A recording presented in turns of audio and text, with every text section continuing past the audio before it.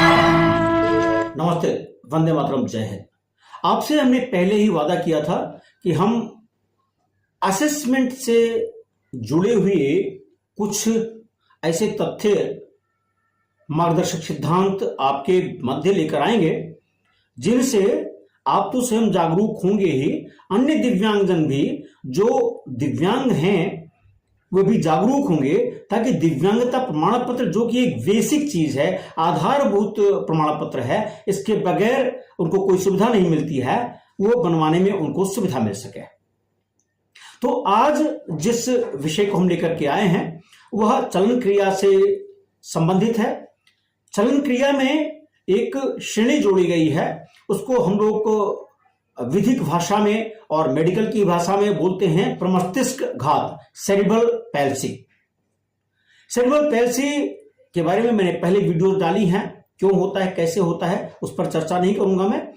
लेकिन यहां चूंकि बात मैं असेसमेंट की कर रहा हूं, इसलिए आरपीडब्ल्यूडी एक्ट, दिव्यांगजन अधिकार कानून क्या चर्चा करता है, क्या परिभाषा देता है, उसकी बात जरूर करूंगा मैं। तो प्रमस्तिष्क घात यानी सेरिब्रल पैल्सी क्या है?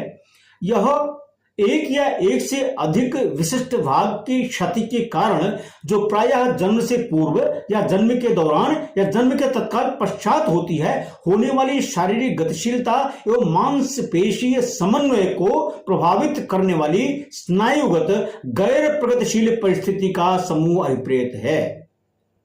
यह परिभाषा हमने इसलिए पढ़ी क्योंकि एक नहीं, कई सारे मेडिकल बोर्ड के डिसेबिलिटी सर्टिफिकेट सेरिब्रल पैल्सी के बंधुओं के मेरे पास आए, और उसमें जब मैंने देखा तो उन्होंने सेरिब्रल पैल्सी के बंधुओं को जो सर्टिफिकेट जारी किया वो प्रोग्रेसिव का किया, टेम्पोररी सर्टिफिकेट।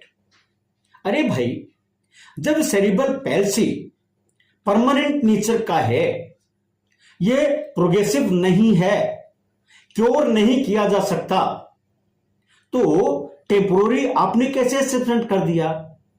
टेम्पोररी डिसेबिलिटी उसको कहते हैं जो प्रोग्रेसिव है और बाद में क्योर हो सकता है, व्यक्ति ठीक हो सकता है, तब तो समझ में बात आती है, टेम्पोररी सर्टिफिकेट जारी कर दिया आपने। लेकिन जब सेरिब्रल पैल्सी जो प्रमस्तिष्क घात है, यह परमानेंट नेचर का है, स्थायी प्रकृति का है, प्रोग्रेसिव नहीं है, तो उसको टेम्पोररी आप क्यों जारी कर रहे हैं? यदि कोई व्यक्ति ऐसा है जिसको टेम्पोररी जारी किया गया है, तो वो निश्चित रूप से अपील करेगा, इस सर्टिफिकेट से शुद्ध होगा। यही नहीं, मैंने तो यह भी देखा है, मेरे पास कई सारे उदाहरण भी हैं, इसके नाम अगर लूंगा तो एक लंबी फेहरिस्त होगी, वीडियो लंबा हो जाएगा। उसके लिए मैं अपील की तैयारी कर रहा हूं, अपील उनकी तैयार कर रहा हूं, अपील फाइल भी कराऊंगा, निश्चित रूप से उनको न्याय भी मिलेगा। जब व्यक्ति आवेदन करता है तो उसमें वो लिखता है कि किस तरह की उसको दिव्यांगता है। वो विशेषज्ञ नहीं है, लेकिन उसको इतना मालूम है कि अगर सिर के भाग में है तो हेड में आएगा, पैर में है, दाहिना बायां पैर है तो उसको लिखेगा वो। लेकिन किस प्रकार की दिव्यांगता है, अगर वो इतना ही विशेषज्ञ होता तो फिर उसको कुछ और ज्यादा करने की जरूरत नहीं होती। तो यहां पर जो मैं कहना चाह रहा हूं कि मेंटल इलनेस यानी इंटेलेक्चुअल डिसेबिलिटी में मेंटल इलनेस भी आता है, डिस्ग्राफिया डिस्कैल्कुलिया भी आता है, सिजोफ्रेनिक भी आता है। तो अगर वो व्यक्ति प्रमस्तिष्क घात का है या मेंटल रिटार्डेशन का है और उसको आप मेंटल इलनेस का सर्टिफिकेट जारी कर रहे हैं, तो शुद्ध हुआ ना व्यक्ति वो। आपने कैसे उसको मेंटल इलनेस असेस कर लिया जबकि प्रमस्तिष्कीय घात का है? आपने सर्टिफिकेट भी जारी किया उसको जो सेरिब्रल पैल्सी का है, परंतु टेम्पोररी जारी कर दिया, जबकि ये नॉन क्यूरेबल है। ट्रीटमेंट इसके लोग करते हैं और फिजियोथेरेपी से, और जैसे भी कोशिश करते हैं कि ये अपनी दिनचर्या को सुधारने लायक बन जाए, दिनचर्या करने लायक बन जाए। लेकिन जो उसका जो प्रमस्तिष्क घात है, सेरिब्रल पैल्सी है, जो उसका अंगघात हुआ है, वो क्योर नहीं करता, वो परमानेंट नेचर का है। तो मैं इसकी चर्चा करूंगा आज यहां पर। इसकी डिसेबिलिटी सर्टिफिकेट में हमको कैसे कैसे करना चाहिए, हम किस तरह से जागरूक रहें, ताकि बोर्ड के सामने हम अपनी बात को कह सकें। और अगर बोर्ड नहीं मानता है तो कोई दिक्कत नहीं, हम फिर अपील कर सकते हैं उसके बाद बोर्ड के निर्णय के विरुद्ध। तो हम आते हैं इस विषय पर कि हम कैसे इसको असिस्ट करेंगे। मैं ज्यादा लंबा चर्चा करूंगा तो काफी कुछ लंबा हो जाएगा, लेकिन जो विषय है अगर मैं उसको समझाऊंगा भी नहीं तो भी गड़बड़ है। तो प्रमस्तिष्क घात प्रभावित व्यक्ति के मूल्यांकन के लिए सकल मोटर फंक्शन वर्गीकरण प्रणाली, जिसको हम बोलते हैं GMFCS, इसका प्रयोग किया जा सकता है। यह बैठने, स्थानांतरण और गतिशीलता को महत्व देते हुए स्वतः आरंभ होने वाली गति पर आधारित है। इसका वर्गीकरण प्रणाली 5 स्तरीय है तथा आरंभिक मानक स्तरों के बीच अंतर दैनिक जीवन में अर्थपूर्ण होना चाहिए। अंतर क्रियात्मक सीमाएं हस्तचालित गतिशीलता यंत्रों की आवश्यकता, अर्थात वॉकर, क्लच या केन या पहियागत गतिशीलता, व्हील चेयर जिसको हम कहते हैं, या कुछ सीमा तक गति की क्वालिटी पर भी निर्भर करता है, उसके ऊपर आधारित है। और वर्तमान में GFMCS का संशोधित रूप उपलब्ध है, उसको बोलते हैं GMFCS E&R। तो हमें इसका ध्यान रखना चाहिए, यानी GMFCS का जो स्तर है वो 5 भागों में बांटा गया है। पहला स्तर क्या है कि कोई व्यक्ति अगर प्रमस्तिष्क घात का है, सेरेब्रल पैल्सी का है, वो अंदर या बाहर चल पाने में तो समर्थ है, लेकिन अगर सीढ़ियां चढ़नी पड़े तो भी सहायता के बिना वो चढ़ पाता है। यानी अगर वो घर के अंदर, बाहर और सीढ़ियों पर चढ़ने में बिना किसी सहारे के वो चढ़ जाता है और दौड़ने या कूदने जैसी सामान्य गतिविधियां कर सकता है, तो ऐसा जो सेरेब्रल पैल्सी का व्यक्ति होगा, उसकी जो दिव्यांगता होगी, यदि वह गति, संतुलन और समन्वय में कमी भी है तो भी उसकी दिव्यांगता का प्रतिशत 40% से कम होगा, यानी बेंचमार्क डिसेबिलिटी उसकी नहीं होगी, लेकिन दिव्यांगता है, दिव्यांगता रहेगी। अब दूसरा स्तर इसका क्या है?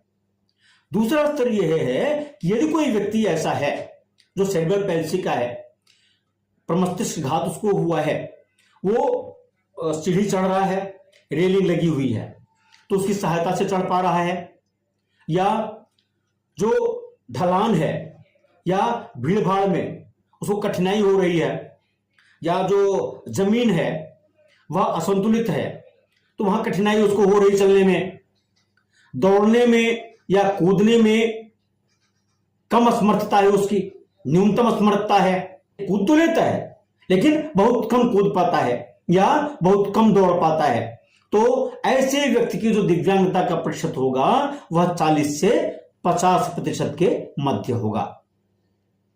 यहां फिर मैं आपको याद दिलाता चलूं कि जो प्रमस्तिष्क घात है वह परमानेंट नेचर का है, स्थायी प्रकृति का है, यह प्रोग्रेसिव नहीं है, प्रगतिशील प्रकृति का नहीं है, इसलिए टेम्पोररी सर्टिफिकेट जारी करना कहीं ना कहीं संदेह प्रकट करता है और संदिग्ध परिस्थिति को प्रकट करता है। इसलिए बोर्ड को बचना चाहिए और अपने दायित्व का निर्वहन उचित तरह से करना चाहिए। अब मैं आता हूं तीसरे स्तर पर।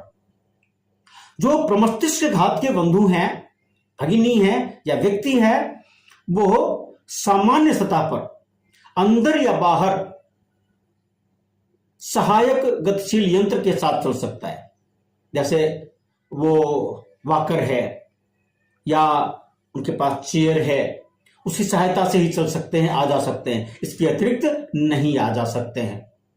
रेलिंग पर अगर चढ़ना है तो सीढ़ियां नहीं चढ़ सकते, या अगर चढ़ने की स्थिति भी उनकी बन पा रही है तो घिसट के या कैसे इस तरह से वो चढ़ सकते। एक अभी हमने स्तर 1 में चर्चा किया था, उसके अनुसार वो सीढ़ी पर नहीं चढ़ सकते।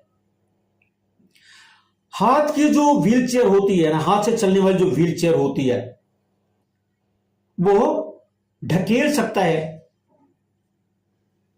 वो जा सकता है, लेकिन लंबी दूरी या अगर जो सरफेस है, सतह है, वो असमान है, बराबर नहीं है, तो उस सतह के लिए सहायता की जरूरत होती है। यानी अगर जहां वो चल रहा है अपनी व्हील चेयर लेकर के, हाथ से चल के वो जा रहा है बंदा, घर के अंदर है बाहर, लेकिन वो कहीं चढ़ान है, कहीं ढलान है, कहीं असमान है, कहीं गड्ढा है, तो वहां पर बिना किसी और की सहायता के नहीं आगे चल सकता है। तो ऐसे जो बंधु हैं उनकी दिव्यांगता का प्रतिशत 51 से 60% तक होता है। अब मैं बात करता हूं स्तर 4 की, यानी लेवल 4। ऐसे बंधु जो सेरेब्रल पैल्सी के हैं, प्रमस्तिष्क घात के हैं और सहायक यंत्र की सहायता के साथ ही चल पाने में उनकी क्षमता है, वो भी सीमित ढंग से।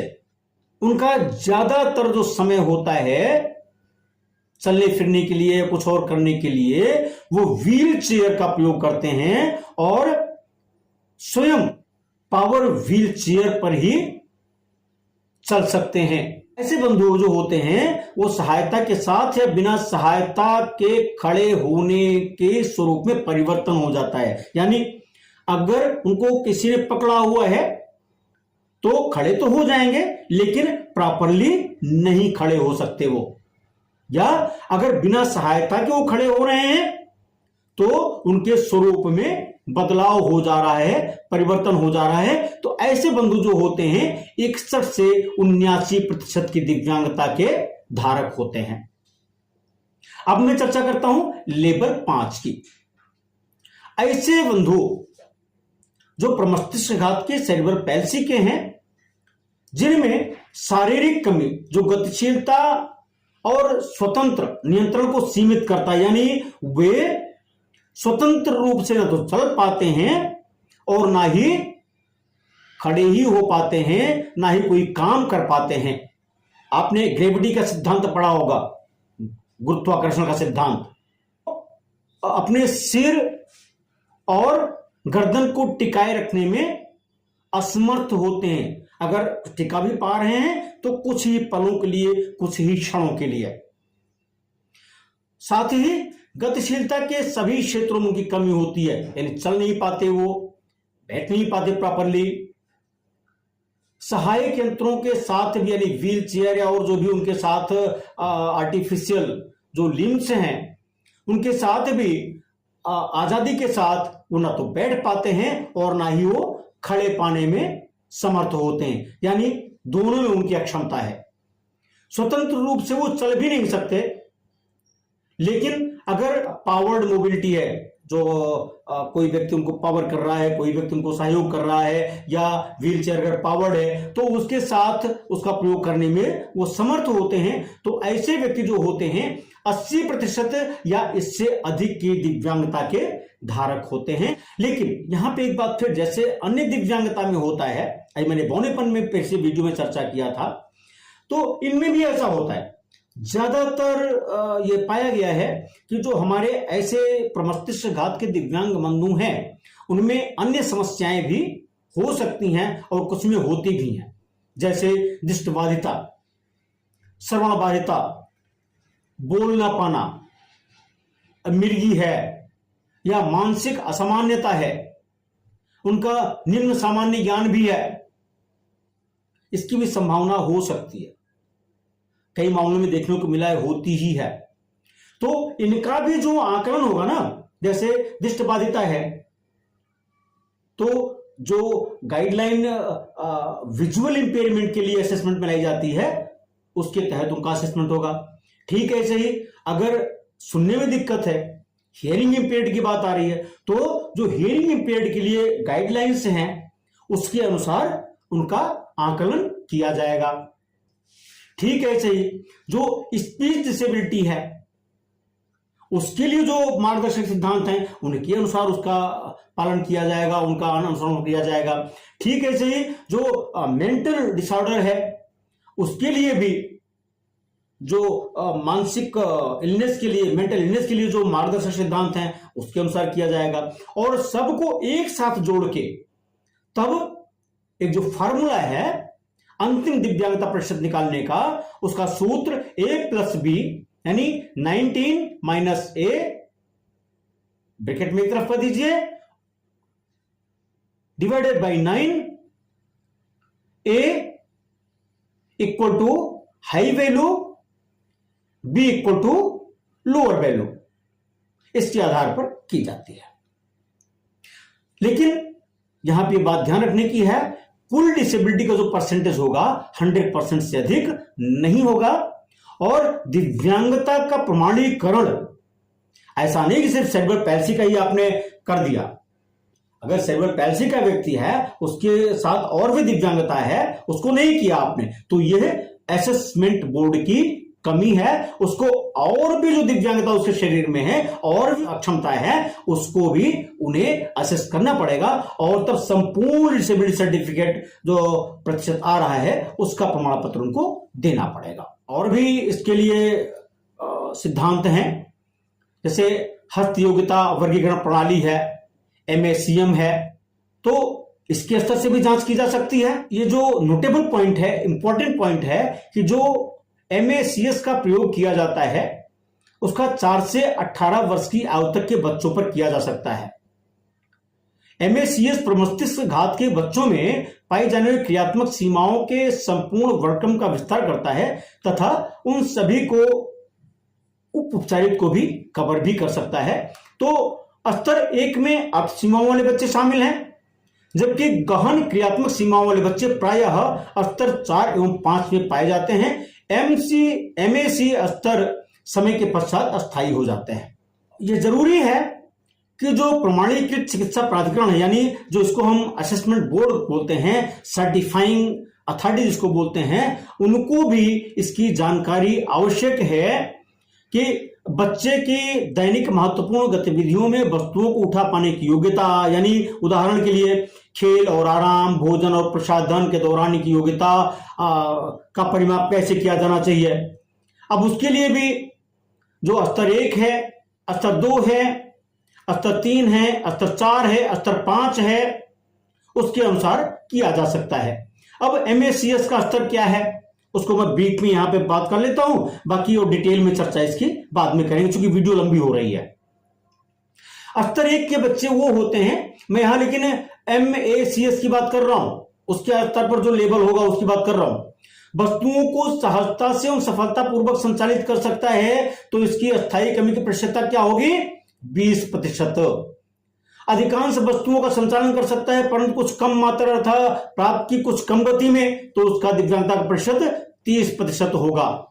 वस्तुओं को कठिनाई से संचालित कर पाते हैं, गतिविधियों की तैयारी या संशोधन में सहायता की आवश्यकता है, तो 40%। और सरलता से प्रबंध की गई वस्तुओं का सुग्राही परिस्थितियों में सीमित चयन कर सकता है, तो इसका 55%।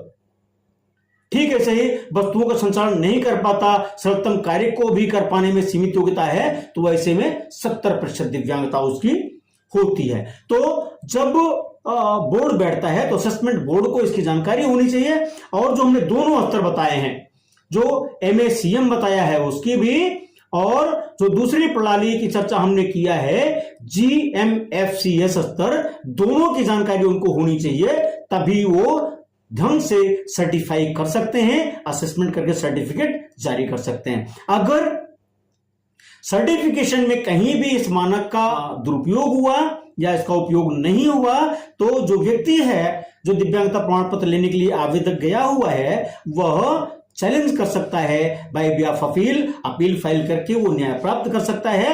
लेकिन बेहतर यही रहेगा कि जो प्रमाणीकरण अधिकारी हैं, बोर्ड है, वो इनका ध्यान रखे ताकि दिव्यांग व्यक्ति को उसके मूलभूत अधिकारों के लिए माननीय उच्च न्यायालय अथवा अपील अथवा अन्य अधिकारियों के सम्मुख प्रस्तुत नहीं होना पड़े, और जो न्याय का सिद्धांत है